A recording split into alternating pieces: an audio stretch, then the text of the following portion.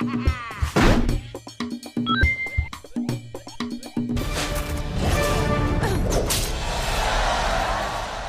of the most important game releases for Microsoft this year, and of course for Lionhead as well, obviously, is... And for me.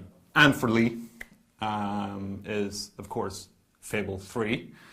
And we've had this series for a long time now. It's about the story of the Kingdom of Albion.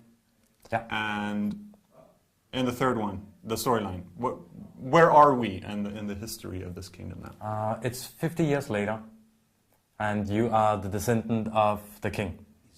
Or queen. Or queen, yes, of course.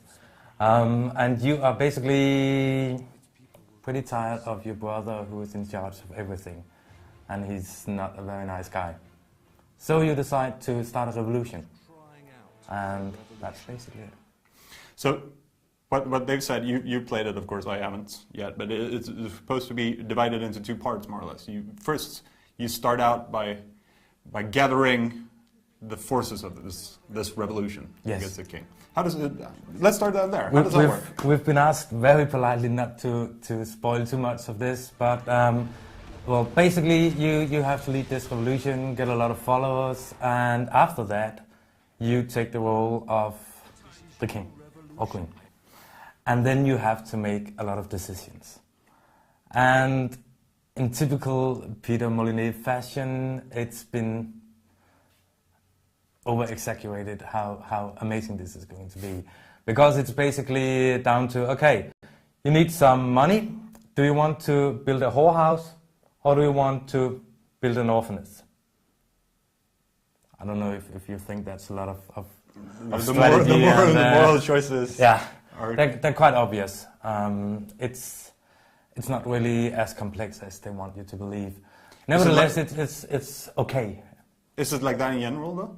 I mean, with are the moral choices that clear cut, generally? Like yes. Whores or orphans? Yes, a long way they are, but there's something, and I can't spoil the game, even though I want to say that it's not as clear cut as I make it sound now. Okay, let's leave that behind. Let's leave the plot line behind. But one of the things that, of course, they've been talking a lot about is the dear hand-holding. Give me your hand, Lee. Yes. No, I'll lead you to this is not how it works. It's not how it works? No, it works like this. Yes. This is the hand-holding part. Okay. How did it make you feel? I felt like a small orphan that you were taking care of. Or like you didn't care? I couldn't. Yeah.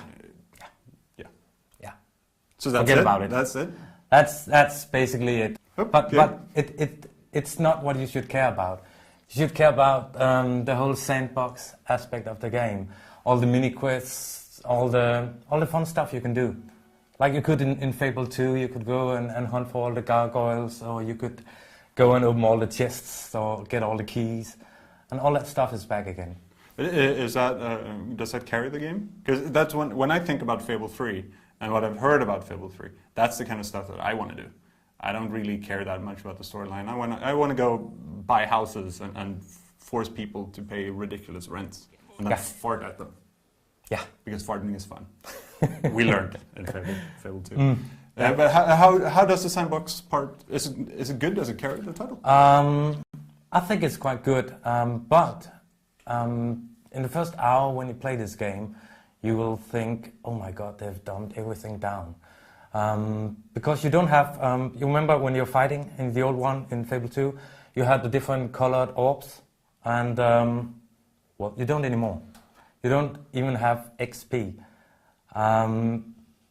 You just fight, and you get some guild seals for doing the right thing. And you use these to buy what you normally would get with experience points. But it doesn't matter if you decide to shoot your way through the game. You can still spend all the points on melee abilities if you want that. So the first time you look at it, you just notice, okay, the three colors are missing and it's been dumbed down. But it hasn't. Everything is there, but it's just hidden. And I think that's what they've been trying to do. They've been trying to rethink how you play a role-playing game. It doesn't feel like a role-playing game anymore. It feels like an action game. with some of the elements, but they're hidden away. They're still there, but they're just hidden in a beautiful interface. But was that a good thing? Was that a good idea at the end of the day? Yes, I think so. But it's quite clear they haven't perfected it yet. But there are some really good things in this.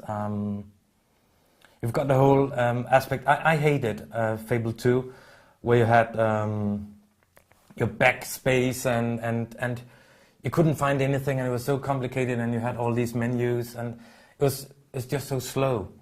Now you've got this sanctuary, where you've got mannequins, and you basically put your stuff on those, and just pick it, and it's quite easy because you can see everything you want to do, and you can see clearly. You don't have to open a menu and a sub-menu and something else. And of course, you've got John Cleese playing the butler in the sanctuary. Yeah, a lot of talk as well, of course, about having John Cleese doing this butler role. Yeah, he's good. Yeah, I can see the smile on your face when we're talking about it. It is time to rise.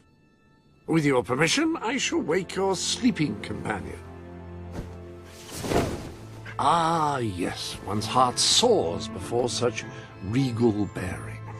So the sanctuary thing, the whole interactive pause menu, it works. Type, it works. It works, yes. And you've only got you've got less than a second of loading when you enter this, so it's not annoying in any way. It's quite easy to use. You've said some bad stuff about Fable 3. You said some good stuff about Fable 3. Yeah. Did you enjoy it? Did you like it as much as you thought you would, or are you disappointed in Fable? No. I enjoyed it very much, and I still do. I just had to get over the initial disappointment of nothing being the way I expected it to be. And it's really stupid because we're always craving for innovation and saying, hey, they should fix this and change that. But whenever they do, we just go nuts and say, like, why isn't it how we used to? And, well, I like it now. I didn't like it when I first started the game, but I really enjoyed it. And as we were saying, we mentioned his name before, of course, this is the Lionhead game, and of course Peter Molyneux is very involved, and he's a good hyper, that man. Yes. Did the Peter Molyneux hype have any merit this time? Yes, in the way he changed the interface, but not apart from that. I really think if you are disappointed with the second Fable, you're going to be disappointed with the third one as well, because not a lot have changed, and if you are buying it because of the Peter Molyneux hype, you will be disappointed. If not, you will love this game. For me, it was a much better game than the second one.